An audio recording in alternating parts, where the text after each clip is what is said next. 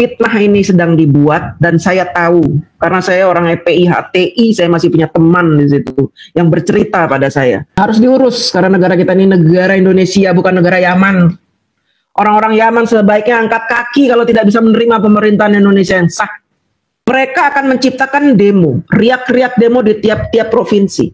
Mereka akan ciptakan demo mosi tidak percaya terhadap pemerintah, demo mosi tidak percaya terhadap pengadilan. Ajaran Muslim ini sami'na wa atokna, dah itu. Mereka menggunakan sami'na wa atokna untuk menjaring umat Islam sebanyak-banyak. Apa yang dikatakan pemimpin kamu, ulama kamu, udah diam, jangan banyak bacot, ikutin. Kalau enggak lo neraka tempatnya. Doktrin itu mengakar sejak saya kecil. Sami'na wa atokna, nggak boleh kamu menentang ustadz kamu tuh nggak boleh. Bahkan perempuan-perempuan itu harus mau ditiduri ustadznya gara-gara sami'na wa atokna. Makanya dibuatkan film Walid itu. Kalau muncul Amin Rais yang sudah diberikan ilmu yang banyak oleh Allah, dia dulu pernah pegang Muhammadiyah, terus Partai Umat, pernah jadi kepala DPR, pernah jadi bapak reformasi yang menumbangkan Soeharto. Tapi ketika tua dia tidak mau menyumbangkan ilmunya, akhirnya apa? Berakhir menjadi tukang fitnah, tukang bully, tukang fitnah. Akhirnya apa? Dia jadi kayak orang bego. Ilmunya jadi tidak bermanfaat sama sekali. Jadi kayak orang dongo. Padahal dia kiai, haji, profesor, doktor, SHMH, banyak bererot itu. Tapi dongo. Makanya saya kadang nggak habis pikir ya, kenapa ada orang yang begitu mengidolakannya Anies Baswedan. Ini maaf ya, bukan saya ingin merendahkan Abah itu, enggak. Cuman rekam jejak itu saya tahu dari tahun 2008 sampai sekarang itu saya tahu rekam jejak dia itu. Jadi milestone-nya Pak Anies itu saya lihat dari tahun ke tahun itu. Nah, makanya sekarang kalau Pak Anies diidolakan oleh orang FPI HTI, waduh, busuk sekali mereka itu. Nah, di sini saya jadi bisa menilai bahwa FPI HTI itu hanya mendukung orang-orang yang berseberangan dengan pemerintahan, dengan orang-orang baik. Sebenarnya FPI HTI itu punya cita-cita sendiri, ya. Mereka tuh punya cita-cita sendiri untuk membangun sebuah negara Islam gitu. Jadi siapa saja yang bisa mendorong mereka untuk mendirikan negara khilafiyah itu, maka mereka akan dukung. Gak peduli apakah rekam jejaknya pernah menjadi liberal, pernah menjadi orang yang menentang syariat, pernah menjadi orang yang Islamnya nggak jelas gitu, nggak peduli. Yang penting siapa saja yang mendukung, mereka akan dukung gitu. Mereka sudah dihancurkan oleh keinginan-keinginan mereka untuk berkuasa di negara ini. Akhirnya apa ya, hancur-hancuran udah sekarang. Makanya Allah tumbangkan FPI, Allah tumbangkan HTI, karena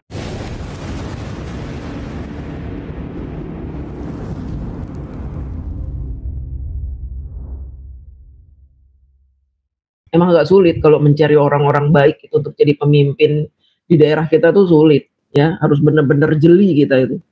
Jeli melihat, menangkap dari rekam jejak. Makanya saya kadang nggak habis pikir ya, kenapa ada orang yang begitu mengidolakannya Anies Baswedan.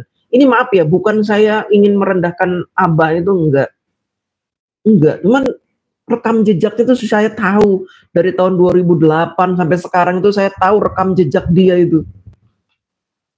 Jadi milestone-nya Pak Anies itu saya lihat dari tahun ke tahun itu. Nah, makanya sekarang kalau Pak Anies diidolakan oleh orang FPI HTI, waduh, busuk sekali mereka itu. Dulu di tahun 2007, saya kan bergabung dengan FPI HTI, kita ini benar-benar menyerang Anies Baswedan. Kenapa? Karena Anies Baswedan itu liberal, terkenal sebagai cendekiawan Muslim tapi yang liberal. Dia hampir menolak sebagian besar syariat Islam. Anies Baswedan tuh tahun 2007. Pokoknya dia ya setengah-setengah ateis lah gitu. Jadi kalau dibilang Anies Baswedan alim ini begini. Aduh, kalian nggak lihat rekam jejak. Kalau lihat rekam jejak kalian aneh juga.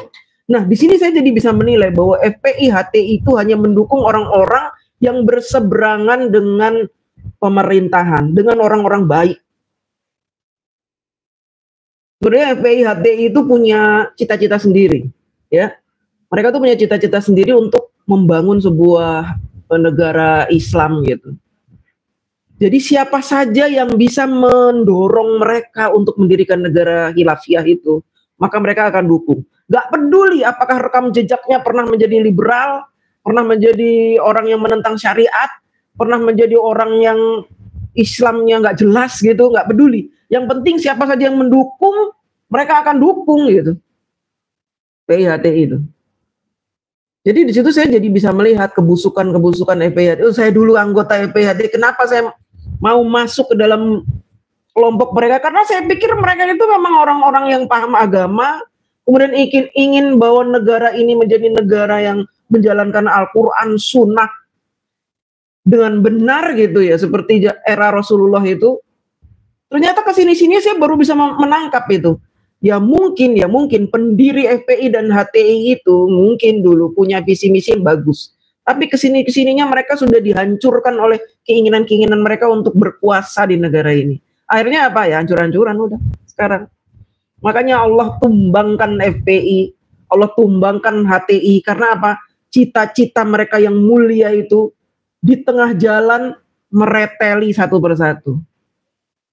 Cita-citanya berubah menjadi sebuah kumpulan orang-orang arogan, sombong, yang menganggap dirinya adalah Tuhan yang maha benar. Bahkan menafikan Tuhan itu sendiri.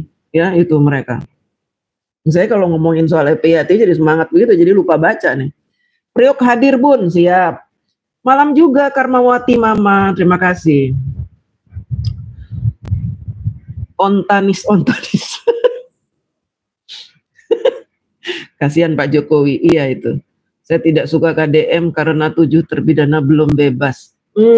Begini ya teman-teman. Saya harus memberikan masukan dulu. Ya kita harus cerdas menanggapi ini. Nih, jangan sampai orang-orang baik sehebat KDM, sehebat Ahok, sehebat Pak Jokowi itu dinilai jelek hanya gara-gara mereka tidak mau mencampuri urusan judikatif. Jangan sampai begitu. Ya. Jangan punya pikiran begitu. Karena apa? Eksekutif itu tidak boleh ikut campur urusan legislatif, urusan judikatif nggak boleh. Eksekutif harus berdiri sendiri. Dia harus lebih mengutamakan pekerjaan dia dulu. Tanggung jawab KDM ketika beliau menjadi gubernur adalah kemaslahatan rakyat Jawa Barat. Dan ketika pengadilan 7 terpidana ini sudah berjalan, KDM mengikuti, tugas KDM sudah sampai menjadi saksi. Saksi yang memberikan bukti-bukti bahwa 7 terpidana itu sebenarnya hanya orang yang difitnah gitu. Tapi keputusan tergantung dari judikatif, tergantung dari pengadilan. Pengadilan mau memutuskan apa? Kalau ternyata nanti pengadilan ada kong kali kong dengan aparat kepolisian, ada ini, itu bukan lagi urusan KDM. KDM tidak bisa mencampuri itu. Karena apa? Bisa rusak KDM gara-gara itu. Jadi KDM harus ada prioritas. Prioritasnya apa? Untuk rakyat dulu. KDM harus membangun Jawa Barat dulu nih. Membenahi Bekasi yang amburadul, membenahi Karawang, membenahi Cirebon, membenahi Cianjur, Sukabumi, kan banyak tuh wilayah-wilayahnya yang selama ini tidak tersentuh oleh Gubernur Jawa Barat. Yang KDM juga belum percaya oleh bupati-bupatinya, wali kota KDM nggak percaya. Jadi KDM harus turun langsung ke situ. Nah, tugas KDM itu yang lebih utama, bukan mikirin 7 terpidana. Nanti bisa habis waktunya KDM ngurusin 7 terpidana itu. Karena KDM sudah selesai perjuangannya. Sampai dia menjadi saksi loh di pengadilan. Setelah itu ya terserah pengadilan. Mau menerima kesaksian KDM atau enggak, ya jangan lagi disalahkan KDM-nya. Salahkan tuh judikatifnya, hakimnya, terus advokat-advokatnya. Kenapa dia tidak bisa membela itu? Kan mereka nggak seperti KDM udah sibuk sekarang jadi gubernur. Gitu, ya. Seperti Pak Jokowi. Pak Jokowi di kasus-kasus yang ditangani oleh pengadilan nggak bisa intervensi. Seperti keputusan MK. Mana bisa Pak Jokowi intervensi MK? Orang jujur amanah tidak bakalan dia intervensi pekerjaan lembaga lain, nggak bakalan. Bahkan Pak Jokowi tidak pernah cawe-cawe di urusan KPK yang cuma lembaga kecil, yang harusnya Pak Jokowi bisa aja ngeremet itu KPK. KPK bisa aja diatur. Ketuanya orang Jokowi, wakilnya orang Jokowi, staf-stafnya orang Jokowi, supaya apa? Supaya dia aman. Bisa, tapi Pak Jokowi nggak mengatur itu. Karena apa? KPK itu berdiri yang bentuk siapa? DPR, rakyat yang bikin, diwakili oleh DPR gitu. Nah setelah itu berjalan, Pak Jokowi yang mengurus rakyat. Ketika Pak Jokowi menjalankan tugasnya sebagai eksekutif, musuhnya banyak, termasuk ormas-ormas ini, FPI, HTI, musuh-musuh dia ini bebuyutan. Dan teman-teman harus tahu, HTI itu, FPI, akarnya udah kemana-mana. Mereka memang bubar, tapi akarnya itu sudah merusak pikiran orang-orang yang tergabung di situ. Walaupun sebagian besar sudah pada mencelak gara-gara tesisnya Kiai Imaduddin, tapi tetap aja akar-akarnya masih, orang-orang yang otaknya terdoktrin itu masih banyak banget itu. Nah ini tugas siapa? Tugas kita. Tugas kita, jangan semua dibebankan ke pemerintah. Pemerintah sudah membubarkan, Pak Jokowi sudah membubarkan itu. Dan mereka dilarang lagi membuat ormas baru. Teman-teman jangan pikir FPI nggak mau bikin ormas baru. Dia bikin beberapa kali ditolak oleh Kemenkumham. Ditolak. Namanya FPI dari Front Persatuan Islam ditolak. Diganti lagi Front Persaudaraan Islam ditolak. Nggak bisa. Akhirnya mereka bikin tempat pemakaman umum anak-anak abah, TPUA itu ya, tempat pemakaman umum anak-anak abah itu bikinnya. Bikin nama aja tempat pemakaman umum. Berarti mereka akan tenggelam itu. Dan TPUA sampai sekarang tidak ada legalitasnya. Padahal dalamnya orang-orang hebat itu. Ada jenderal-jenderal, ada Egy Sujana, pengacara-pengacara top, Firly Harun, ada Abraham Samad, isinya tuh orang Habib-Habib banyak itu, tapi tidak ada legalitasnya. Karena apa? Ditolak oleh negara. Modar lah mereka itu.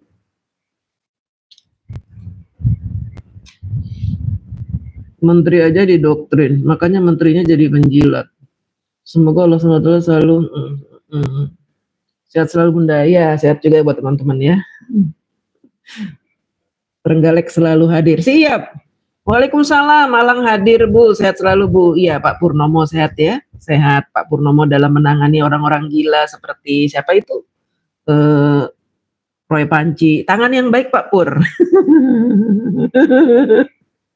Si Rismon. Udah tuh kalau ada di jalanan ngomel-ngomel, tangkap aja Pak Purnomo ya. Jangan sungkan-sungkan. Orang-orang yang benci Pak Jokowi kebanyakan dari, iya betul, betul. Bunda asli mana? Saya Jawa Timur. Bapak saya Kediri, ibu saya Madiun. Orang gila seperti kacungnya Mulyono. Ternyata di sini banyak anak abah ini ya. Anak abah ternyata panas berjamaah juga di sini. Nggak di TikTok, nggak di YouTube. Anak abah itu kejang-kejang kalau ngeliat saya ngomong gitu. Waalaikumsalam, kabar baik Raditya Arya.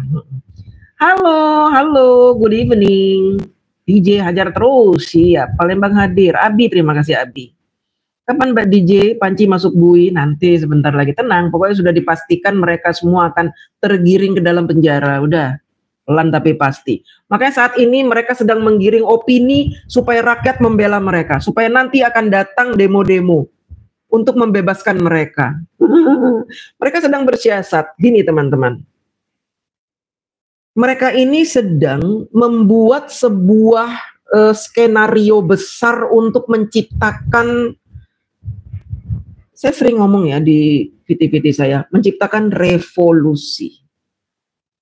Mereka sedang menciptakan itu sehingga mereka berani mengupas tentang ijazah. Dan mereka sudah tahu mereka pasti akan dilaporkan oleh Pak Jokowi. Sudah tahu mereka sudah tahu sebenarnya. Itu sebenarnya ada plan A, plan B, plan C. Gimana kalau Pak Jokowi melaporkan? Oh gampang kalau Pak Jokowi melaporkan kita begini.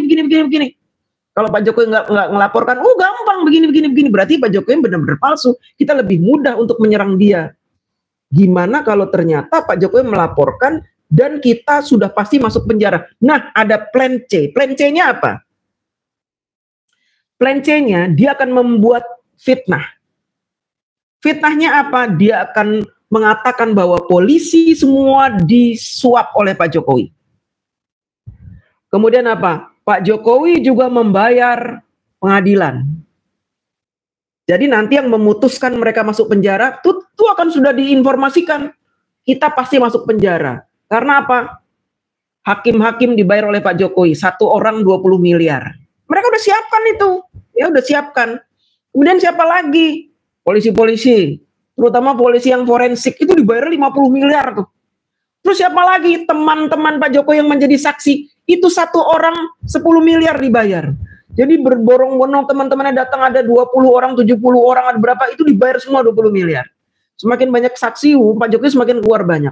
Loh, Pak Jokowi duit dari mana segitu banyak? Pak Jokowi selama ini korupsi. Sudah ada lagi orang HTI yang bercerita bahwa selama Pak Jokowi menjadi presiden, Pak Jokowi itu korupsi ini. Ada transaksi antara Jokowi dengan mafia ini, dan duitnya dikirim ke Kaisang, dikirim ke Gibran. Makanya Gibran, Kaisang tabungannya banyak.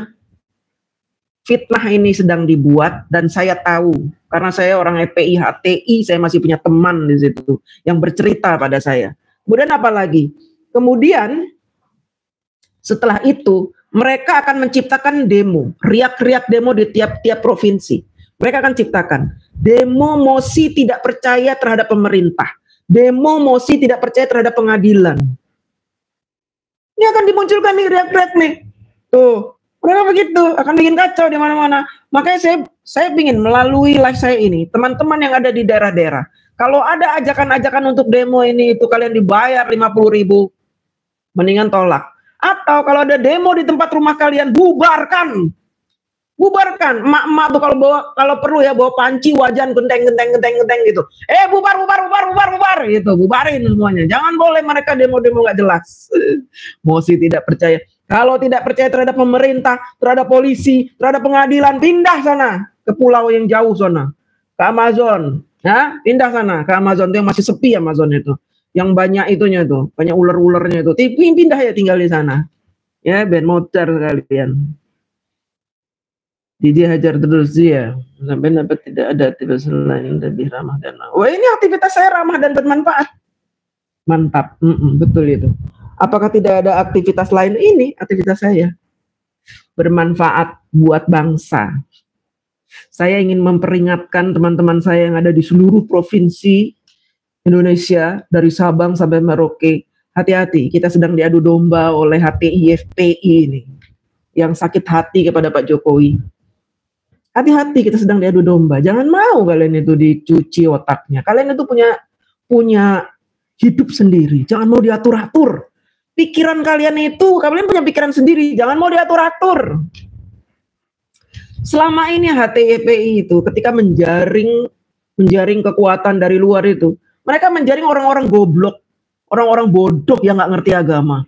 Bapak-bapak, ya kan, ibu-ibu, mak-mak yang udah tua renta, didoktrin. Makanya yang demo kemarin itu MK itu, ini mak-mak pakai mic bulu, ya, mak-mak. Jokowi itu udah tuyuk-tuyuk, udah giginya udah pada rontok. Demo.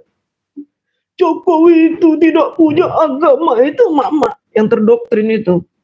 Ya, mereka hanya bisa seperti itu yang mereka lakukan. Karena apa? Orang-orang cerdas, orang-orang yang ngerti agama tidak akan mau ikut doktrinitas seperti itu. Nggak ada ajaran Islam itu mengajak kita membenci pemerintah, nggak ada. Bodoh ya. Di Al-Quran saja Allah ketika ingin menumbangkan Fir'aun memerintahkan Nabi Musa, Nabi Harun untuk menasehati, bukan memerangi. Dan ketika Fir'aun marah ingin menangkap mereka, mereka disuruh lari nyebrang lautan, bukan melawan. Karena apa? Kalau melawan mereka dianggap zolim, menentang pemerintah. Pemerintah yang sah saat itu siapa? Fir'aun. Biar Allah saja yang menghukum gitu loh. Kalau ada pemerintahan sekejam Fir'aun, biar saja kita berdoa kepada Allah agar pemerintah itu ditumbangkan. Jangan mengirimkan isu-isu. Nah, apalagi ini pemerintah kita bagus, ingin menjadikan negara kita negara yang maju. Terus kalian ngapain sih? Nyebar-nyebar fitnah isu itu mau ngapain? Kalian berevolusi itu. Melakukan revolusi itu mau apa? Udah enak-enak kalian hidup di sini di Indonesia, enak kalian bisa jualan martabak di depan rumah saya aja punya rumah satu, deh bagus. Anak istrinya hidup enak, jualan martabak. Dari anak saya umur 5 tahun yang pertama itu sampai sekarang dia jualan martabak. Itu kaya raya itu. Gampang, coba kalian jualan martabak di Suriah situ. Hah, kalau nggak kena bom, gerobak kalian baru mau buka lapak nih. Tuing bom jeger modar. Makanya orang-orang Yaman itu lari ke Indonesia karena di sini aman. Enak kalian mau ngapa-ngapain. Ya mau jualan ludah aja dihargai 1 juta ludah kalian itu. Ludahnya orang Yaman tuh mahal di sini. Karena mereka nipu. Ngaku-ngaku gak Habib. Terima kasih. Iya sama-sama. Emang boleh membiarkan kezoliman? Kezoliman apa yang dilakukan Pak Jokowi? Saya mau tanya, kezoliman apa yang dilakukan Pak Jokowi? Silahkan kalian ungkapkan di sini. Kalau memang ada Pak Jokowi melakukan kezoliman, saya yang paling depan akan bicara keras di depan Pak Jokowi. Karena Pak Jokowi mengenal saya. Saya bukan orang bayaran Pak Jokowi, jadi gak peduli saya. Kalau Pak Jokowi zolim, saya akan datang ke Solo bilang, Pak, Bapak zolim. Tapi kalian harus buktikan dulu kezolimannya apa. Jangan asal ngomong kezoliman, tapi apa? Cuman ngedabrus saja. Kalian dicuci otaknya oleh orang FPI, HTI. Mana kezoliman apa? Kezoliman apa? Saya kalau ngomong sama anak abah ini ya, asal jeplak. Zolim lah, penipu lah, pembohong. Tapi dia tidak bisa menjelaskan itu. Pembohong, kebohongan Pak Jokowi apa? Zolimnya apa? Kalau nggak ngerti nggak usah bicara udah. Nggak usah. Nggak usah mendoktrin emak-emak. Saya walaupun emak-emak susah otak saya doktrin. Saya sama bapak saya berantem mulu dulu. Ya, sampai ada yang ngomong gini, wah DJ itu sama bapaknya aja berantem lulu. Dia tuh anak durhaka, sama bapaknya menentang terus. Oh, enggak. Saya hormat sama orang tua saya. Hanya saja ketika orang tua saya mendoktrin saya, supaya saya taat dan tunduk patuh terhadap Soeharto, saya menolak itu. Pak, kita ini punya hak. Jangan sampai kita ini dikendalikan oleh Soeharto. Kita disuruh gini mau, disuruh gitu mau. Kapan mau majunya Indonesia? Kalau kita ini rakyat itu nggak boleh bersuara, nggak boleh punya pendapat. Kita harus ngikutin aja. Itu perdebatan saya sama bapak saya dulu. Makanya bapak saya sebel sama anaknya nih. Terus saya ditinggalin, nggak diurus. Mobil SMK-nya mana? Nah ini Bojes. Karena mata kamu agak-agak picek, lamur, mungkin sebentar lagi buta ya. Jadi kamu tidak bisa melihat mobil SMK. Buta. Kamu diberikan penglihatan, diberikan kecerdasan, tangan kamu pun bisa mencet-mencet di Google itu, bisa buka websitenya SMK itu. Kamu bisa buka itu. Sudah berapa penjualannya? Per bulan berapa penghasilannya dari PT Solo Kreasi itu? Berapa itu dia sudah memproduksi mobil SMK yang dia kirim ke Kalimantan, ke Sumatera, ke Sulawesi? Berapa? Kamu bisa cek itu. Atau kalau kamu malas karena kamu benci Pak Jokowi, nggak mau melihat fakta, datang ke Kementerian Perindustrian. Kamu cek di situ. Data di Menteri Perindustrian untuk tiap-tiap otomotif ada. Sekalipun produk otomotif itu masih kecil karena kalian nggak mau beli. Kalian hanya maunya komplain, tapi kalian nggak mau beli. Kalau kalian komplain, beli SMK. Supaya SMK itu bisa bersaing dengan produk-produk Jepang, produk-produk Eropa. Kamu lebih suka beli mobil produk Jepang. Ya gimana SMK mau berkembang? SMK sampai sekarang sudah memproduksi banyak. Karyawannya pun nggak ada yang di PHK. Bertambah terus. Dan sekarang SMK sudah bergabung dengan Pindad. Dalam hal teknologi. Untuk menciptakan mobil hibrid. Kalian ngikutin nggak? Oh, saya orang otomotif. Saya kerja di Astra. Saya paham gitu-begitu. Kamu salah kalau tanya SMK sama saya. Saya kuliti kamu sampai botak saya kulitin. Mau ngomong apa soal SMK? Saya orang otomotif. Kebetulan saya kerja di Astra, otomotif ya. Jadi saya tahu perkembangan perusahaan Astra itu. Nih, saya kasih tahu. Mobil Suzuki berdiri sejak tahun berapa? Saya tanya, mobil Suzuki berdiri sejak tahun berapa? Kalau nggak tahu ya sudah, diam. Ya, yang jelas Suzuki dengan Toyota itu hampir bareng berdirinya. Tapi penghasilan Suzuki untuk produk mobilnya setahun berapa? Kamu tahu nggak? Setahun berapa Suzuki bisa memproduksi mobil di Indonesia? Suzuki itu termasuk Jepang, cuma kalah dengan Astra Toyota kalah. Suzuki berapa berhasil mencetak produk mobil Suzuki dalam setahun? Nggak nyampe 6 juta, itu nggak nyampe.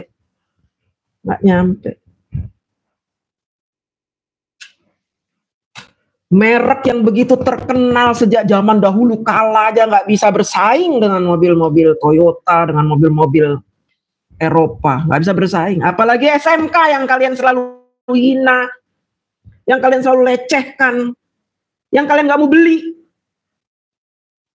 Kalian nggak mau beli, mau minta SMK itu berproduksi terus-menerus. Dari mana mau berproduksi sementara kalian nggak mau beli? Suzuki aja sudah mem-PHK ratusan orang. Gara-gara apa? Produknya nggak laku, kalah saing dengan Toyota. Bengkel-bengkel Suzuki banyak yang tutup. Karena kalah saing dengan bengkel-bengkel mobil-mobil Astra. Kenapa saya bisa bicara begitu? Ya iya, saya orang Astra.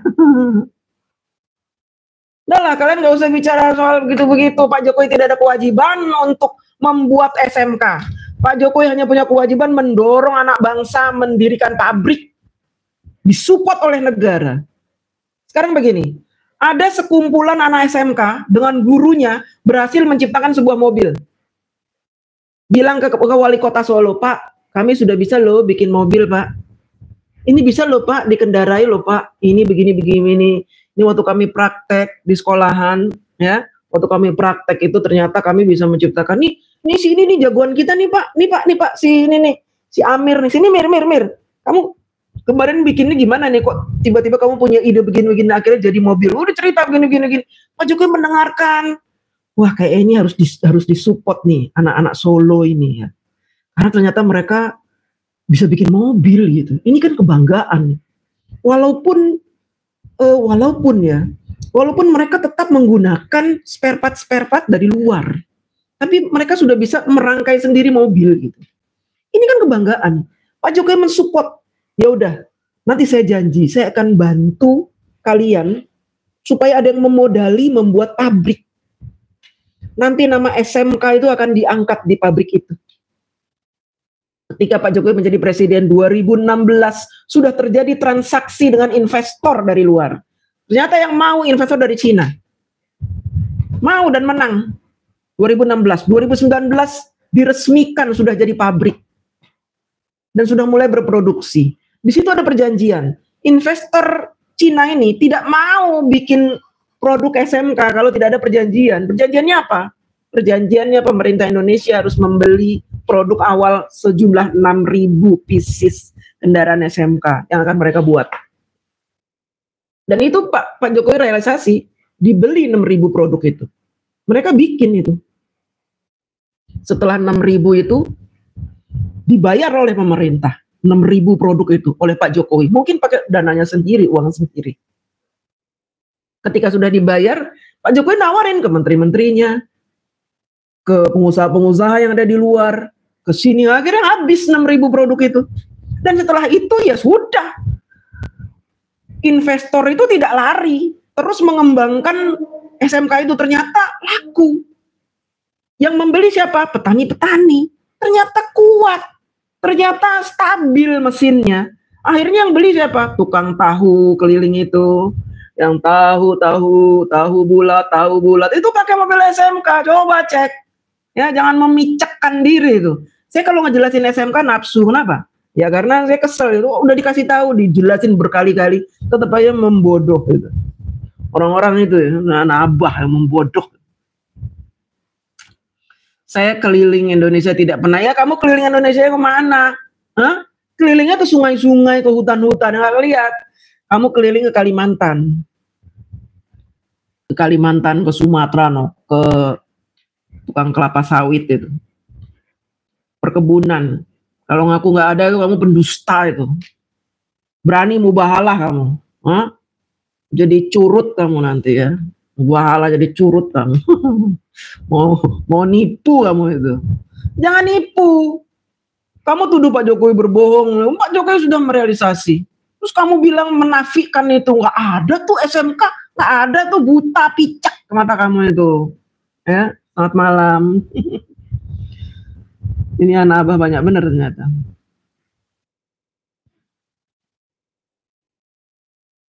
Ada di kampungku tuh banyak.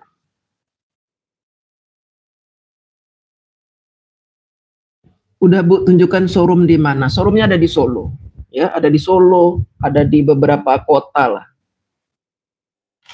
Ada ini. Saya tunjukkan kamu beli ya. Kalau nggak beli, jadi curut kamu nanti. Saya tunjukkan kamu ya. Saya kasih lihat kamu nomor teleponnya. Kamu malam ini telepon beli kamu. Jangan nggak beli ya. Yang anak abah nih yang ngaku kaya, yang ngaku banyak duit, harus beli. Jangan sok bacot ya. Jangan bacot doang. Gue kasih nanti nomornya lu beli.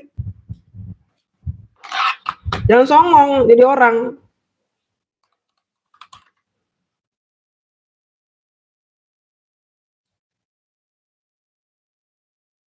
Nih, lihat. Baik-baik nih.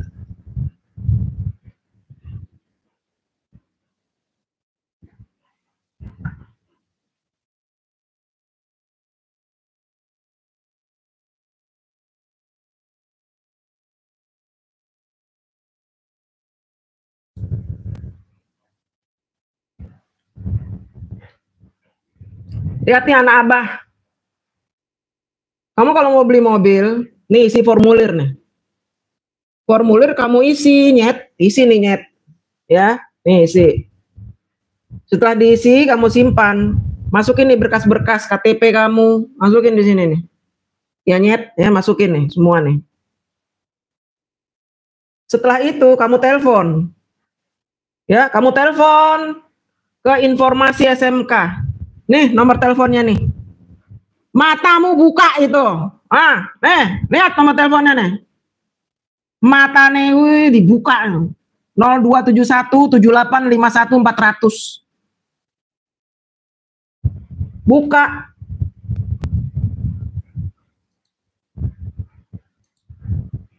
Jangan memicekkan diri nih.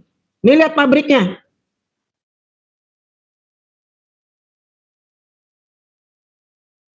Nih perakitannya nih. Ini mesinnya. Kenapa dia bisa murah? Karena dia pakai mesin diesel.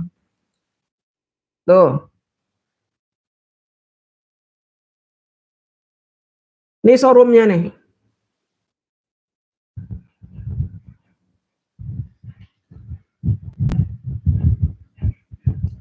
Dia udah punya test drive-nya juga.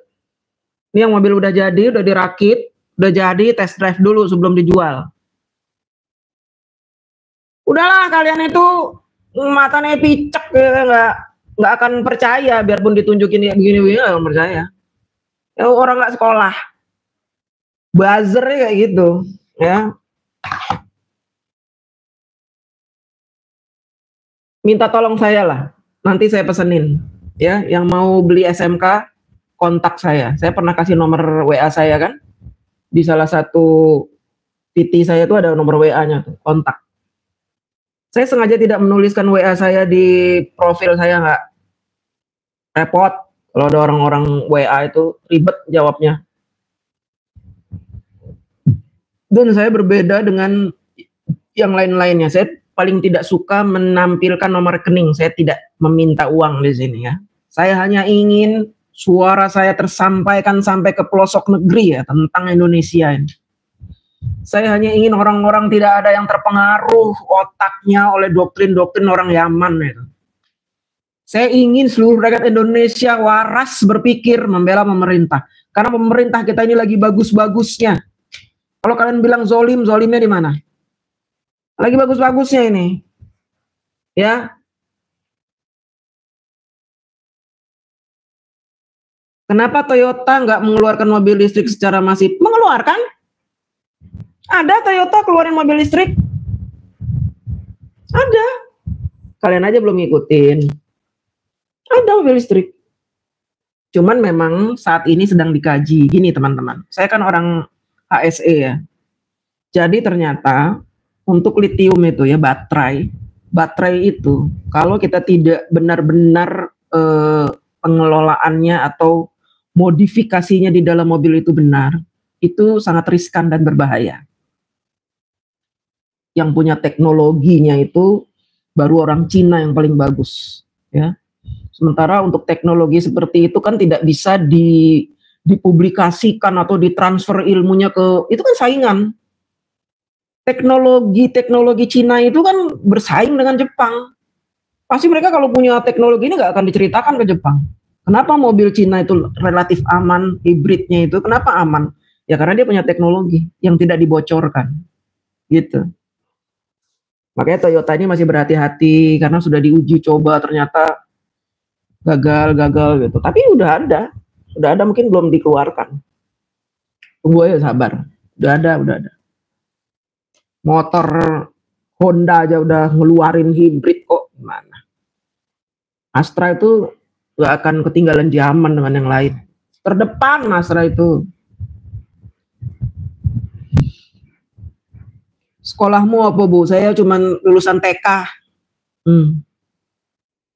Raden Panci Negoro.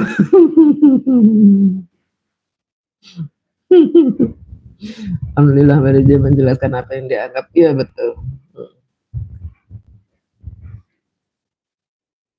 Iya, turunan Yaman penipu semua itu. Ya, dari nasab dia nipu. Katanya datengin rambut Rasulullah ke Indonesia. Dari mana rambut Rasulullah bisa datang ke Indonesia kalau nggak nipu? Dari mana itu? Itu orang-orang yang ngaku-ngaku Habib-Habib itu sebenarnya apa? Jebolan Bogor itu. Ya, anak muda itu jebolan Bogor. Di Bogor itu mereka nggak tahu bapaknya siapa itu. Ketika dewasa dikit nggak ada kerjaan ya, karena nggak mau sekolah, malas sekolah. Nah, aku jadi Habib. Kalau jadi Habib nggak usah sekolah, udah cukup aja duduk, udah ngomongnya kan fasih dia bahasa Arabnya itu udah langsung jualan ludah, jualan ini kayak si Bahar Smith itu. Kayak Raya tuh Bahar Smith. Preman bisa jadi Habib coba. Ya itu. Preman jadi Habib kayak gitu. Udah culun nih preman itu, rambutnya pirang, rambut jagung, bandel. Ya, preman gimana sih preman? Tahu-tahu jadi Habib gedenya. Orang ngaku-ngaku, aneh Habib. Alah aneh. Kapok mulutnya itu sekarang. Sekarang mereka udah mingkem semuanya. Setelah ada temuan tesisnya Kiai Imaduddin, mingkem semuanya. Harus diurus karena negara kita ini negara Indonesia, bukan negara Yaman. Orang-orang Yaman sebaiknya angkat kaki kalau tidak bisa menerima pemerintahan Indonesia yang sah. Saya sebagai pribumi nggak terima. Saya berani kalau Indonesia ini masih di eranya zaman Kartini, zaman siapa itu? Nah itulah zaman penjajahan itu. Saya maju duluan ngelawan orang Yaman itu. Nggak takut saya. Siapa yang mau? Negara kita sudah negara yang bagus, nggak ada keributan, aman, damai. Dia yang nyari penyakit. Bernarasi, menghipnotis orang, memprovokasi rakyat. Yes, kenapa saya tidak boleh bernarasi? Kenapa saya tidak boleh bernarasi melawan mereka itu penipu-penipu itu? Saya orang Indonesia juga. Saya punya hak dan suara saya dilindungi undang-undang. Selama ini adalah kebenaran. Mereka juga teriaknya kan, kita kan dilindungi undang-undang. Kalau kita bicara begini, negara tidak melindungi pembohong, negara tidak melindungi tukang sebar fitnah. Makanya kalau mereka itu dipenjara gara-gara merendahkan orang, menyebarkan fitnah, jangan salahkan yudikatif, jangan salahkan polisi, jangan salahkan siapapun. Makanya dijaga mulutnya. Kalau mau hidup damai di Indonesia, ikuti tata tertib Indonesia, ikuti undang-undang, ikuti regulasi kita.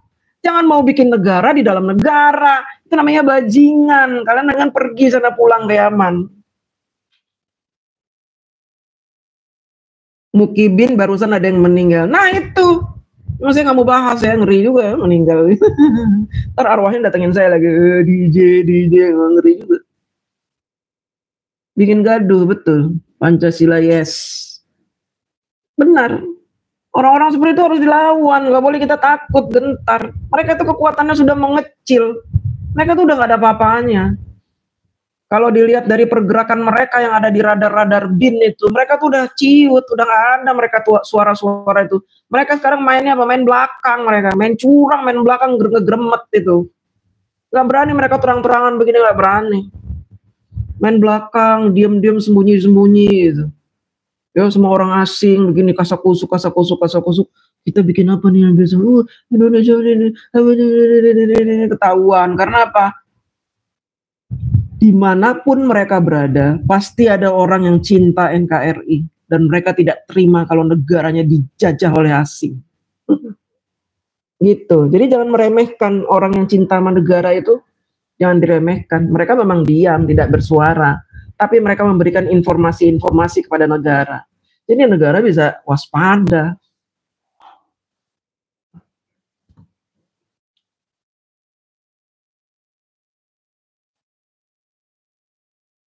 Di kampungku anak-anak abah diusir, mau tiar bang, ya gitu bang, usir aja orang begitu. Jangan dikasih fasilitas, jangan dikasih kesempatan menghirup udara segar Indonesia, enak banget. Dia di sini hidup enak, terus teriak-teriak ngajak orang berantem, ngajak orang untuk membenci. Dia hidup enak di sini. Ngapain dia manas-manasin orang? Ya udah kalau emang mau damai, damai gitu loh. Kita udah damai aja. Kalau kita damai nggak akan muncul di Jena Jenderal. Nggak akan muncul saya ke permukaan, ngapain saya? Saya mendingan ngurusin bisnis saya. Mendingan saya ngurusin kerjaan saya, ngapain saya ikut-ikut campur? Karena saya pikir sedikit orang yang berani bicara gitu loh. Untuk melawan mereka di medsos. Hanya sedikit. Kenapa mereka khawatir? Takut nanti di jalan kenapa? Kalau saya udah hilang takut saya, mati di tangan Allah bagi saya itu. Kalau saya mati dalam membela kebenaran, saya percaya itu. Meninggal dalam membela kebenaran, membela pemerintah yang sah. Saya yakin itu, nggak akan Allah sia-siakan perjuangan saya. Nah buktinya 10 tahun saya begini-begini. Nggak ada kurang sedikit pun. Karena Allah melindungi saya. Nabi Adam apakah benar manusia? Nabi Adam apakah benar manusia? Nabi Adam manusia. Nabi Adam manusia. Memang ada yang bilang bukan manusia. Gimana sih? Ganyang boni ya ganyang. Selesaikan masalah ijazah Pak Jokowi. Nggak usah saya, emang saya siapa? Sekarang ini proses ijazah Pak Jokowi sudah sampai ke kepolisian dan sebentar lagi tunggu pengadilan ya. Tunggu panggilan mereka-mereka ini, provokator-provokator ini. Egy Sujana yang ngaku katanya sakit kanker usus, mau mati sekarat itu, ntar bakalan dipenjara. Pengadilan nggak akan peduli dengan surat-surat palsu yang dia buat, katanya dia sudah sekarat mau mati, pengadilan nggak peduli, harus dia bertanggung jawab. Karena dia orang pertama yang memprovokasi di media-media itu soal ijazah Pak Jokowi. Nih dia harus tanggung jawab nih. Kemudian Tifa sekarang sudah sembunyi gara-gara dia dibully oleh orang satu Indonesia. Ketika orang benar-benar menyaksikan dengan mata kepala bagaimana dia gobloknya dalam berbahasa Inggris. Gak bisa bahasa Inggris dia. Saya guru bahasa Inggris. Saya bisa menilai Tifa itu seperti apa bahasa Inggrisnya. Cuma saya tidak pernah mau menggunakan bahasa Inggris. Saya guru, saya tidak mau ngomong bahasa Inggris. Ngapain? Saya orang Indonesia, saya bangga dengan bahasa Indonesia. Kemudian yang kedua, Roy Suryo. Roy Suryo ini sudah mulai gila dia. Bahkan dia sudah membawa-bawa ranah-ranah goib. Untuk apa? Untuk mengajak orang itu menghakimi Pak Jokowi. Padahal dia tidak punya bukti dikirimin santet. Ini harus masuk penjara ini si Roy Suryo. Fadilah sudah nggak bersuara lagi. Dulu paling kenceng dia bersuara, ngomong apa? Gantung Jokowi, adili Jokowi. Paling teriak kenceng dia. Mana sekarang dia? Mukanya mana mukanya? Ngumpet dia di kolong nih. Mungkin nenen sama ibunya nih. Minta tolong sama ibunya nih. Kurnia sudah menjauh dari kelompok ini. Kenapa Kurnia menjauh? Karena dia orang pintar. Orang pintar tapi dibodohi. Dan dia tolol mau masuk ke grup ini. Sekarang dia ketakutan, mundur dia satu persatu. Orang-orang yang mendukung mereka ini mundur satu persatu. Sehingga apa? Yang paling kencang orang yang merasa paling akan masuk penjara ini. Si Roy Suryo yang paling kencang bersuara sekarang ini. Kenapa? Karena dia ketakutan. Dia sudah tahu bakal masuk penjara, makanya dia ketakutan. Bikin rumor. Dan siapa yang paling getol soal ijazah ini? HTI, FPI, itu yang paling getol. Yang lainnya sudah senyap. Rocky Gerung bicara apa? Kalian kan selama ini percaya, wah ada akademisi paling hebat, paling cerdas di Indonesia, Rocky Gerung. Tapi dia ngomong apa? Dia tidak bicara sepatah kata pun soal ijazah Pak Jokowi. Karena apa? Dia ngerti. Dia tidak mau dianggap akademisi yang paling tolol se-Indonesia. Gak mau. Makanya dia gak bicara soal itu. Dia tahu soalnya. Bicara soal ijazah Pak Jokowi sama juga menolol-nololkan diri sendiri itu. Mau apa sekarang? Perlawanannya sudah semakin gencar atau semakin ciut? Semakin ciut. Rencana ke depan mereka pun sudah terbaca semuanya. Mereka sedang menyusun fitnah-fitnah baru kepada Pak Jokowi. Yang katanya nyogok ini, nyogok itu, nyogok ini, nggak ada sogok-sogokan. Dusta itu semua. Panas semua Mbak Cinta. Kalau saya live di TikTok aja, sebentar saya live, mati langsung akun saya. Mereka report rame-rame itu. Makanya saya ingin live di YouTube ini supaya apa? Supaya keluar semua unek-unek saya. Garung itu ahli halu, iya betul. Itu yang kan andalan jagoannya HTIP itu Gerung. Yang paling hebat katanya Gerung itu, tak terkalahkan kalau debat. Mana sekarang dia bicara nggak soal ijazah? Bicara nggak? Bahkan waktu kasus Fufu Fafa dia ngomong apa? Bukan punya Gibran itu Fufu Fafa. Orang andalan kalian aja menafikan itu. Ijazah juga nggak pernah dia bicara soal ijazah. Oke Gerung, siapa lagi yang pintar buat kamu? Roy Suryo. Pintar dia itu. Halu dia itu, bukan pintar.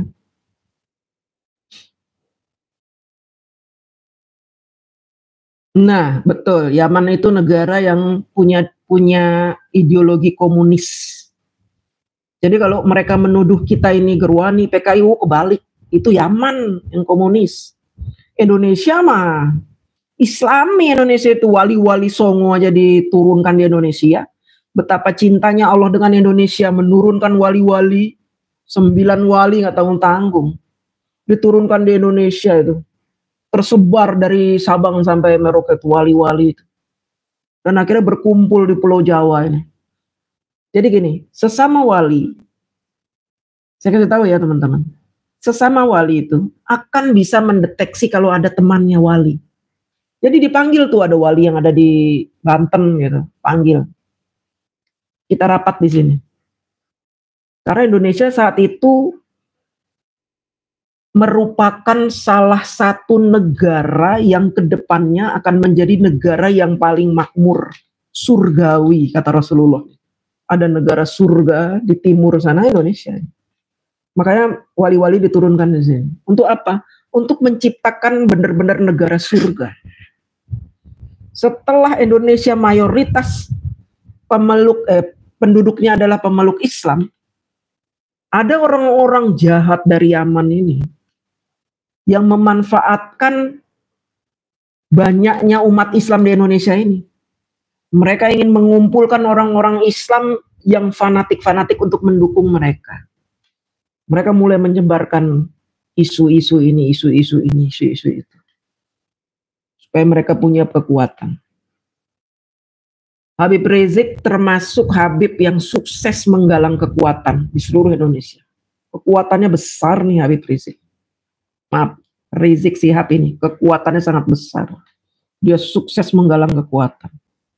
Ternyata di Indonesia masih banyak umat-umat Islam yang goblok, yang nggak ngerti agama, gampang terdoktrin oleh seorang Habib yang nggak jelas kehabibannya.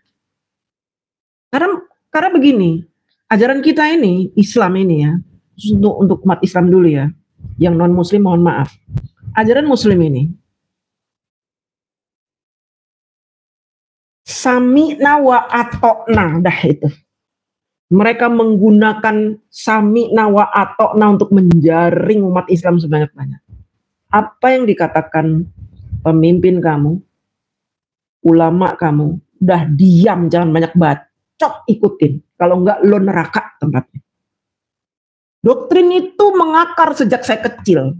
Sami'na wa atokna, nggak boleh kamu menentang. Menentang ustadz kamu tuh nggak boleh. Bahkan perempuan-perempuan itu harus mau ditiduri ustadznya gara-gara sami'na wa atokna. Makanya dibuatkan film Walid itu. Harus tahu ini teman-teman. Jangan pada buta matanya, harus kebuka ini. Gara-gara sami'na wa atokna dimanfaatkan oleh orang-orang jahat. Mereka mencuci otak untuk kepentingan pribadi. Nah ini Habib-Habib hanya punya kepentingan pribadi biar mereka bisa kaya raya di Indonesia. Lihat Habib-Habib semuanya kaya. Dari mana duitnya? Dari kalian yang miskin-miskin itu, yang nyumbang-nyumbang, yang karena ketakutan masuk neraka kalian nyumbang, kalian beli ini, beli itu. Itu, tapi dibohong-bohongi, bodoh-bodohi, kalian percaya aja. Terima kasih. Walid nak boleh, nak Dewi boleh, ya itu. Makanya sampai dibikinkan film itu artinya apa? Artinya memang ini sudah bukan lagi rahasia di kalangan pesantren-pesantren, tidak. Ini sudah menjadi rahasia umum.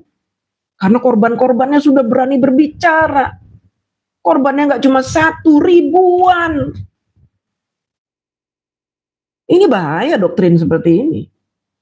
Bahaya teman-teman.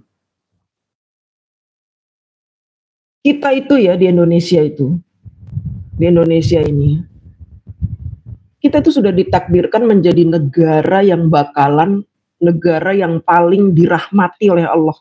Di muka bumi itu, yang penuh rahmat itu di Indonesia. Kita sudah disiapkan kekayaan alam, disiapkan sumber daya manusia. Sumber daya alamnya sudah banyak sekali melimpah ruah. Seperti surga gimana? Mau batu-batuan ada, jamrut, mau batu yang mirade 5, mau batu macam-macam itu. Batu di tempat kita tuh banyak sekali. Surga itu, kalau kita baca Al-Quran, baca hadis-hadis, baca kisah-kisah Rasul, surga itu terdiri dari bangunan-bangunan permata. Di Indonesia ini banyak permata. Di mana permata Katulistiwanya? Ada di Kalimantan. Indonesia ini udah sebenarnya negara surga ini. Segalanya apa?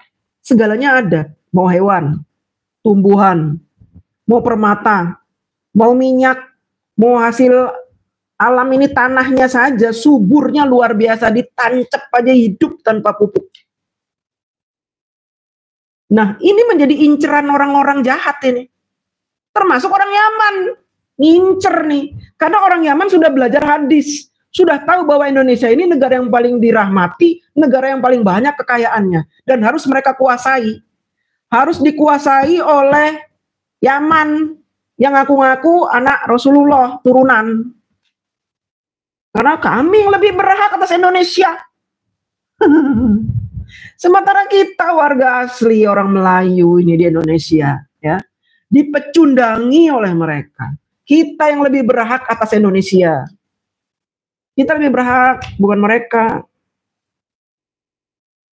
Kalau mereka datang, kemudian mereka santun, mereka tujuannya untuk mengajari kita adab, etika dalam beragama, mengajari kita bagaimana kita bermubahalah, bagaimana kita bersosialisasi dengan sesama pemeluk Islam, dengan orang-orang yang di luar Islam, bagaimana kita berbuat santun terhadap pemerintah, bagaimana kita caranya beribadah agar kita bisa khusyuk, bagaimana supaya kita bisa menghafal Al-Quran dengan mudah, kita terima dia itu.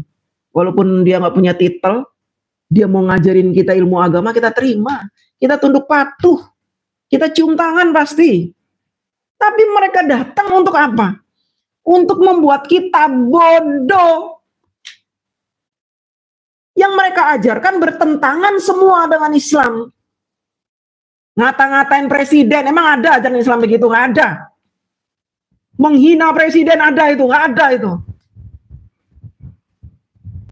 Itu pekerjaan makaris itu, membuat orang-orang yang mau berbuat onar, makar itu. menghina presiden, menjelek-jelekan presiden, menuduh tanpa bukti, mengancam gantung adili. Apa itu ajaran setan itu, ya. Jadi kalau ngaku-ngaku dia turunan Rasulullah, bohong itu, turunan Dajjal ya dia itu. Nafsu saya udah. Ini gara-gara banyak anak Yaman aja. Turunan Dajjal kalian itu.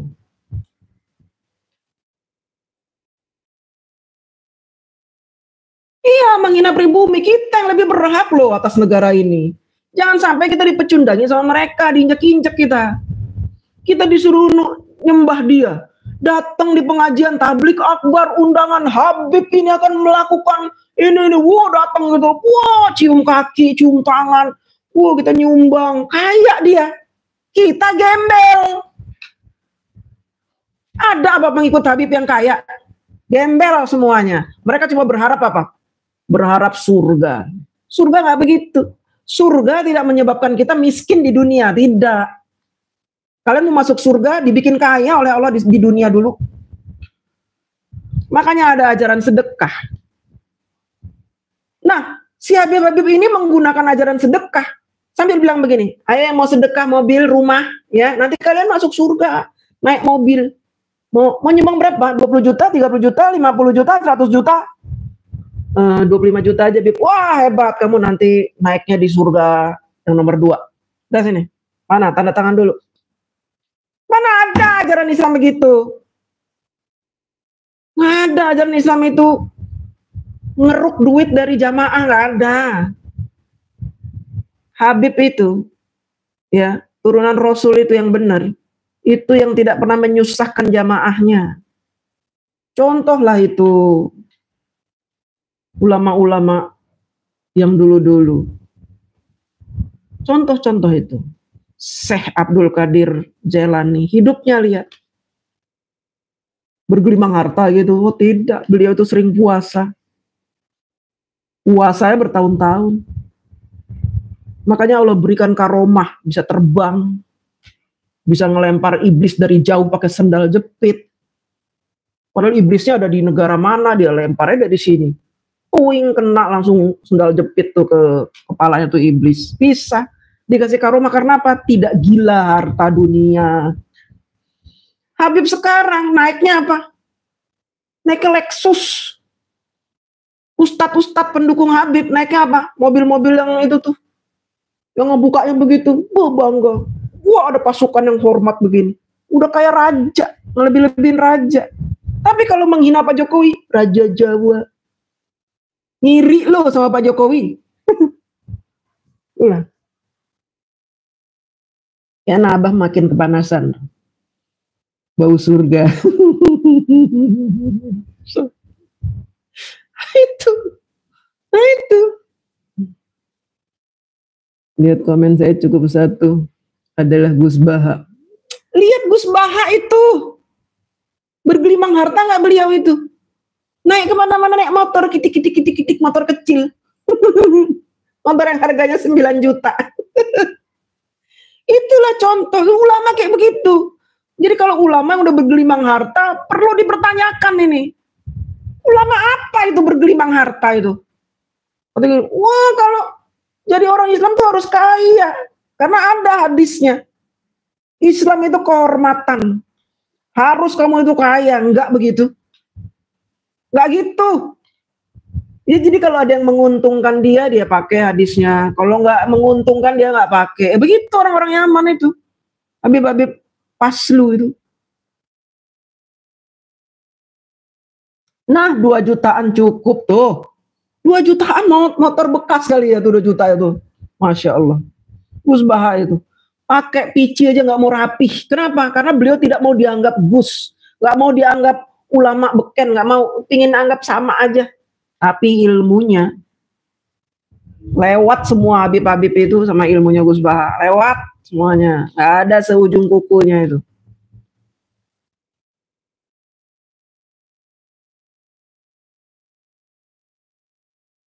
Nggak bisa ulama dijadikan presiden. Ulama Gus Baha next presiden. Nggak. Walaupun dia bagus, tugas dia hanya untuk menjadi penasehat. Udah cukup. ulama yang benar ya nggak akan ngincer jabatan, nggak akan. Karena tiap-tiap manusia itu punya tugas sendiri-sendiri. Gus Baha jadi presiden, Gus Baha, ntar Rizik jadi presiden. Apalagi Abdul Somad jadi presiden. Oh, Adi Hidayat jadi presiden. Ya, siapa yang menasehati nanti kalau mereka jadi presiden? Tugas mereka sudah punya tugas masing-masing. Kayak saya nih, tugas saya apa? Saya sudah selesai tugas saya sebagai istri. Suami saya sudah meninggal, sudah saya rawat sampai meninggal, ya kan? Sakit suami saya sudah saya rawat, sudah ini saya temani sampai beliau berpulang kepada Allah. Saya sudah gedein anak-anak. Anak saya sudah pada kuliah, lulus, sudah nikah, sudah kerja, ada yang PNS, sudah selesai. Setelah itu saya suruh diam gitu, nyetrika aja itu kayak orang bego gitu ya. Padahal otak saya di sini masih banyak sekali ini ilmu yang harus saya bagi. Saya punya pengalaman banyak dan ini tanggung jawab saya. Nanti akan ditanya saya di akhirat kalau saya nggak berbagi. Aku berikan kamu ilmu, aku berikan kamu kemudahan berbicara, aku berikan kamu fasilitas untuk mengungkapkan narasi-narasi yang baik buat umat Islam. Kamu diam saja, malah nyetrika aja kayak orang bego nih. Makanya orang kalau udah tua gak ngapa-ngapain, nyetrika, masak, pikun yang ada banyak itu yang pikun ya, nggak ngenalin anaknya karena nggak pernah dipakai otaknya. Ilmu yang diberi oleh Allah itu nggak pernah dibagi. Sebelum kita mati dibagi ilmunya itu. Ya siapa tahu ilmu saya ada yang nyangkut ya di kepala teman-teman saya di sini yang nonton live saya. Siapa tahu itu jadi amal jariah. Sebenarnya hidup itu simple, ya. Hidup itu simple. Nggak usah kalian bikin ribet. Kalian dilahirkan ke dunia sudah punya job masing-masing. Gus Baha jobnya apa? Ya menjadi penasehat. Menjadi orang yang memberi nasihat, menjadi guru umat. Sama itu Abdul Somad juga begitu. Adi Hidayat sama itu. Kiai Haji Akil Sirot sama itu. Orang-orang NU, orang-orang Muhammadiyah punya tugas masing-masing. Tidak ada Allah menugaskan kita itu untuk berbuat jahat, berbuat makar, menyebar fitnah, nggak ada. Jadi kalau muncul Amin Rais yang sudah diberikan ilmu yang banyak oleh Allah, dia dulu pernah pegang Muhammadiyah, terus Partai Umat, pernah jadi kepala DPR, pernah jadi bapak reformasi yang menumbangkan Soeharto. Tapi ketika tua dia tidak mau menyumbangkan ilmunya, akhirnya apa? Berakhir menjadi tukang fitnah, tukang bully, tukang fitnah. Akhirnya apa? Dia jadi kayak orang bego. Ilmunya jadi tidak bermanfaat sama sekali. Jadi kayak orang dongo. Padahal dia kiai, haji, profesor, doktor, SH, MH, banyak bererot itu. Tapi dongo. Karena dia tidak bisa menganggap dirinya itu sebagai orang yang diciptakan Allah untuk menjadi bermanfaat. Masih ada kedengkian, kesombongan, post power syndrome masih muncul itu. Walat juga dia sama Gus Dur. Udah dikutuk dia tuh. Jadi gelandangan politik bener. Jadi luntang lantung, nggak ada kerjaan. Akhirnya apa? Mulutnya yang keluar itu bukan ilmu yang bermanfaat, tapi apa? Sumpah serapah, caci maki. Makanya saya nggak ragu-ragu ngomong Amin Rais itu jadi dongo. Ya emang iya, memang itu fakta. Dongo dia. Padahal Allah berikan dia ilmu yang sangat banyak. Harusnya dia itu menjadi guru besar anak bangsa itu. Amin Rais itu. Tapi dia tidak bisa menempatkan diri ke posisi itu. Akhirnya menjadi apa? Gelandangan politik. Dan mendapat gelar sengkuni. Sama nih anak-anak abah ini. Yang pembenci-pembenci ini. Yang mulutnya kotor, mulutnya sadis ini ya. Sama mereka itu Harusnya kalau tahu tugas dia apa dari Allah itu, dia akan jalankan. Bukan dia memilih pekerjaan menjadi pencaci maki, penuduh, pembuli, merasa dia dijolimi sama Pak Jokowi. Jolimi apa? Ndasmu yang somplak Pak Jokowi disalahin. Ya, Pak Jokowi menzolimi apa? Amin Rais pengen deket Pak Prabowo, nggak bisa. Waalaikumsalam warahmatullahi wabarakatuh. Amin Rais hilang ilmunya. Betul. Jokowi 3 periode setuju nggak? Kalau saya bilang setuju, nanti kamu tuduh lagi. Saya penjilat. Kalau saya bilang Jokowi 3 periode setuju, Jokowi sudah pensiun. Ntar kamu bilang, oh udah gila dia itu, Jokowi udah pensiun, kok 3 periode. BSD hadir. Terima kasih BSD. Jokowi orang baik, Allah izinkan masuk Ka'bah. Betul. Ke pasar sendirian naik motor bebek. Nah itu. Maimun Zubair, hebat itu. Aduh, aku tuh kalau ngeliat Mbah Maimun ceramah tuh ya suka nangis. Gak tahu kenapa itu. Kalau ngeliat beliau itu kayak mbah saya sendiri tuh. Anies mau gantikan Ibu Sri Mulyani. Ya itu kan anak abah yang menyebarkan hoax. Ngarep. Ngarep Anies gantiin Ibu Sri. Pak Prabowo nggak akan melirik Anies lagi. Udah sorry ya. Sorry nih ya. Saya jamin Pak Prabowo nggak akan nengok ke Anies lagi. Kalau untuk berbaik-baik itu ya oke, Pak Prabowo itu kan orang pemaaf. Bukan pendendam. Dia negarawan sejati. Siapa saja yang mau membangun negara ya ayo ikut bareng-bareng. Ya kan? Ayo ikut. Tapi jangan main-main dengan Pak Prabowo. Sekali dia disakiti selamanya, say goodbye. Kita tetap baik, tapi jangan lo deket-deket gua lagi. Sekali dihianati sudah, terima kasih. Makanya jangan heran, Ibu Titi tidak bisa menikah dengan Pak Prabowo. Jangan heran. Sekali Ibu Titi menolak Pak Prabowo, selamanya Pak Prabowo tidak akan menikahi Ibu Titi. Udah selesai. Dan Pak Prabowo tetap setia. Tapi dia ya sudah. Dia tetap baik dengan Bu Titi. Tetap menjadi ayah dan ibu yang baik buat Mas Didit. Tapi kalau untuk menikah, tidak. Dengan Bu Titi aja Pak Prabowo tidak mau menikah. Apalagi dengan Anies Baswedan, Imam Mahdi palsu. Gak usah ngayal. Dikasih nilai 11. Ya kan? Kalau saya sih, menurut saya di bawah itu, di bawah 5. Ya udah sebutin aja Pak Anies, nggak usah malu-malu kayak saya loh dulu. Saya kan bilang 5. Saya kasih nilai 11 dari 100. Kalau saya jadi Pak Prabowo ya, saya udah samperin itu ya. Kan di situ ada mic tuh ya, saya jejelin ke mulutnya tuh, cot aja. Bacot lo dulu nggak inget apa lo jadi gubernur gua yang biayain lo. Dasar Yaman keparat, cot gitu ya. Seru itu. Gak ada pencari rupiah di sini. Kalian cari ada nggak saya taruh nomor rekening di akun saya? Tidak ada. Nggak perlu nomor rekening.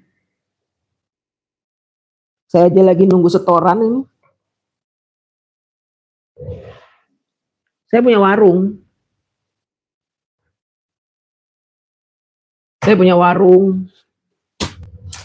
Saya simpen di sini duit. Udah dekil nih dompetnya. Jadi kalau jam-jam 12 itu datang tuh yang nungguin warung saya nyetor. Tuh, nyetor. Saya punya warung. Biar kecil-kecil juga tuh. Ada biar receh-receh ini duit, ya kan? Udah saya kumpul-kumpulin. Tuh. Ini saya kumpul-kumpul banyak ini. Tuh. Jadi jangan meremehkan orang. Jangan meremehkan orang ya. Saya nggak perlu nyari duit. Udah duit saya udah berlimpahan nih kalau saya sebar ya. Blur gitu. Berantakan, repot ngerapihinnya. Bayangin ya, satu tas duitnya tuh ya. Setiap hari saya dapat setoran segini nih. Setoran dari warung-warung saya. Maka jadi orang itu ya mesti pandai memanfaatkan kondisi, lihat pasar. Kira-kira kita bisa buka usaha apa nih di lokasi saya ini. Saya sebelum pensiun sudah menyusun kerangka usaha saya itu. Sudah ada kerangka-kerangka, nanti saya mau bikin ini. Saya sudah bikin tuh jauh-jauh hari itu. Sudah bikin. Nanti ini saya kesini. Tahun sekian saya begini. Tahun sekian. Udah target-targetnya tuh. Saya udah pensiun dari Astra. Ketika saya pensiun, duduk plek udah nggak terima gaji. Terima setoran dari luar. Ya kan? Nah, jadi kalau udah bilang ini buzzer RP, saya nggak butuh buzzer. Tiap hari orang pada datang, duit nyamperin saya sendiri. Orang pada nyetor. Saya punya warung minuman, warung makanan, warung semacam. Jadi kalau begini nih saya iseng-iseng aja sebenarnya, tapi jadi ketagihan. Karena apa? Saya pikir dulu tuh saya pikir iseng waktu tahun 2014 saya mulai bergabung di medsos itu untuk membela Pak Jokowi. Saya pikir ini paling cuman karena luapan emosi gitu. Ketika saya melihat orang kok banyak yang menghina Pak Jokowi, menuduh Pak Jokowi PKI, menuduh Pak Jokowi begini. Yang katanya pencitraan begini. Padahal saya ngeliat dengan mata kepala sendiri Pak Jokowi sebagai gubernur, saya nggak ada pencitraan sama sekali. Gitu ya. Makanya saya langsung muncul di medsos membela Pak Jokowi dengan tulisan. Dulu belum ada video, nggak bisa kita masukin video ke Facebook tuh belum bisa. Tulisan jadi kan sampai panjang gitu. Tiap hari saya sambil di kantor itu kerja sambil saya ngetik tuh. Wah, ketikan sambil begini. Sambil kerja, sambil saya ngetik. Kirim ke Facebook, cerot kirim. Yang tadinya Facebook sepi jadi rame. Gara-gara tulisan saya. Tulisan saya menohok sekali. Saya gamparin itu namanya Rizik, PKS, saya tabokin semua di situ. Nah itu sejak saya itu saya terkenal, dah. 2014 saya udah terkenal. Sampai ada orang datang ke kantor saya ngelihat, Mbak DJ kerja di sini. Ini siapa? Saya ini Mbak DJ, follower Mbak DJ nih. Aduh, foto, cekrek. Tahun 2015 saya udah terkenal. Makanya saya diundang Pak Jokowi makan siang ke istana. Tapi orang bilangnya apa? Ini buzzer istana, buzzer RP-nya Jokowi ini. Nggak ada buzzer-buzzeran. Orang saya pikir saya dulu iseng kok, bikin tulisan tuh sambil iseng. Cuma karena saya panas setiap hari melihat orang mencaci maki Pak Jokowi. Kesel gitu. Sementara saya tahu bukti-bukti di lapangan bagaimana kinerja Pak Jokowi mengurus Jakarta. Saya paham benar. Karena saya punya teman banyak sekali di dinas-dinas. Dinas tenaga kerja, perindustrian, di perhubungan, dinas kesehatan. Saya setiap hari bolak-balik ke dinas-dinas itu. Untuk apa? Ngurus dokumen-dokumen perusahaan. Saya tahu Pak Jokowi bagaimana perubahannya sebelum era Pak Jokowi dan sesudah era Pak Jokowi itu drastis berubah itu. Yang tadinya kita kalau ke dinas, biar cepat kita ngurus dokumen bawa duit nih di amplop-amplopin. Zaman Pak Jokowi nggak boleh, diharamkan nggak boleh. Bahkan sebelum saya turun, ibu mau kesini ya, bu jangan bawa apa-apa bu ya, jangan bawa apa-apa ya, jangan diinin dan terus soal banyak CCTV, ibu turun tuh langsung ada CCTV tuh, kelihatan. Saya dipecat bu sama Pak Jokowi. Itu kurus-kurus krempeng galak bu. Galak tuh Pak Jokowi itu, ngeri saya. Belum itu tuh wakilnya itu, sipit itu. Nah itu makanya. Waktu ada orang menghina Pak Jokowi, katanya Pak Jokowi itu orang Cina lah, katanya orang Kristen lah, katanya Heribertus lah, katanya Petruk, tukang bohong lah, apa, panas saya. Gubernur saya dijelek-jelekin, padahal saya tahu Pak Jokowi itu sangat bagus. amanah. Makanya saya bikin tulisan itu. Ya, jadi kalau dia bilang buzzer, raimu itu buzzer, nggak butuh saya duit. Saya ditawarin jadi buzzer, saya tolak dulu sama PDIP. Enggak, saya nggak mau jadi buzzer. Kalau saya buzzer kan ditarget. Kalau buzzer itu ditarget, sehari kamu harus bikin begini, tulisannya begini, nanti kamu begini, kamu nggak boleh begini. Apa yang saya diatur-atur? Saya mau ngomong sesuai yang ada di kepala. Makanya saya kalau live itu, kenapa anak abah nyerang saya terus? Karena apa? Saya nggak berhenti ngomong. Ini otak saya tuh jalan terus ini. Kesel mereka. Tulisan apa, Bu? 2014 sudah banyak tulisan saya di sadur-sadur, Tribun News nyadur, Kompas nyadur tulisan saya, banyak gitu. Nggak tahu lah, udah lupa. 2014. Ketika eranya Bapak Prabowo dan Mas Gibran, saya udah nggak bikin tulisan. Saya bikinnya video. Ya. Video pertama yang saya taruh di TikTok itu, video menanggapi videonya pendukung Pak Prabowo. Siapa namanya? Saya lupa. Orang Madura lah, itu orang Madura. Siapa namanya? Siapa? Saya kalau udah gedek sama orang tuh lupa namanya, langsung terhapus, terdelete dari kepala saya. Padahal teman saya itu. Saya balas video saya, dan di TikTok saya pengikut saya tuh cuman 150 orang di TikTok.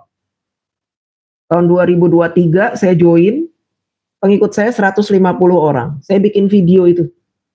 Video balasan untuk pendukung Pak Jokowi itu yang jadi penghina, pencaci maki Pak Jokowi. Saya bales dengan video ya. Dulu itu saya nggak ngecek-ngecek, biarin aja, udah saya taruh video itu biar dia baca gitu. Terus saya mention nama dia di situ. Dia kan kenal saya. Lo kenal gua kan? Lo kenal gua kan? Saya gitu tuh videonya. Pasti lo kenal gue. Gue kasih tahu ya. Nah, itu video saya tuh. Udah tuh. Saya diemin, saya kerja, tetap kerja biasa. 2003 saya belum pensiun, masih kerja. Pas malam saya pulang kerja, saya iseng-iseng buka TikTok. Wah, udah berapa juta itu yang nonton. Saya kaget, dan follower saya dari 150 berubah menjadi 30.000. Detik itu juga nambah banyak banget. Ternyata orang-orang itu yang follower saya dari zaman bahala itu kenal sama saya. Ini Pak DJ ya, ini Pak DJ. Karena saya pakai masker bikin videonya. Ini Pak DJ pasti nih, suaranya nih, saya nggak lupa deh suaranya. 30.000. Nambah lagi. Tuh, udah nggak nulis lagi saya. Nah, makanya anak-anak abah itu kesel kalau saya udah ngomong ngoceh ya. Jam berapa nih? Jam 11. Teman-teman, makasih ya, udah 1 jam lewat. Terima kasih atas kebersamaan ini ya. Semoga teman-teman gak bosan nontonin saya. Saya kalau ngomong itu gak bisa direm. Kadang saya lupa baca komen. Mohon maaf, beribu maaf. Kenapa? Karena ya begitu. Gak tahu lah, ngalir terus saja. Saya ngomong tuh ngalir. Gak ada dibuat-buat. Karena saya bukan buzzer. Bukan buzzer bayaran. Tidak ada yang menuntun saya bicara. Yang menuntun saya hanya Allah. Saya hadir di medsos untuk meluruskan yang bengkok-bengkok. Yang mendukung saya silahkan. Yang tidak mendukung terserah Anda ya. Pilihan hidup ini ada di tangan kita. Kita mau mendukung orang baik atau mendukung orang jahat, itu pilihan kita. Kita diberi akal oleh Allah, mau mendukung Azazil, iblis, atau mau mendukung Nabi Adam. Mendukung Azazil atau mendukung Allah. Mendukung Azazil atau mendukung Nabi Muhammad SAW. Itu pilihan ada di tangan kita. Kalau kalian mengenal Allah, tentu kalian tidak akan salah pilih. Orang-orang yang salah pilih artinya orang-orang yang belum mengenal Allah dengan baik. Udah itu. Ya. Jadi kalau kalian mau berada di jalan yang lurus, kenali dulu Allah.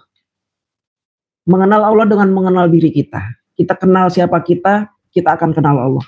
Udah itu. Terima kasih semuanya ya. Semoga bermanfaat. Assalamualaikum warahmatullahi wabarakatuh.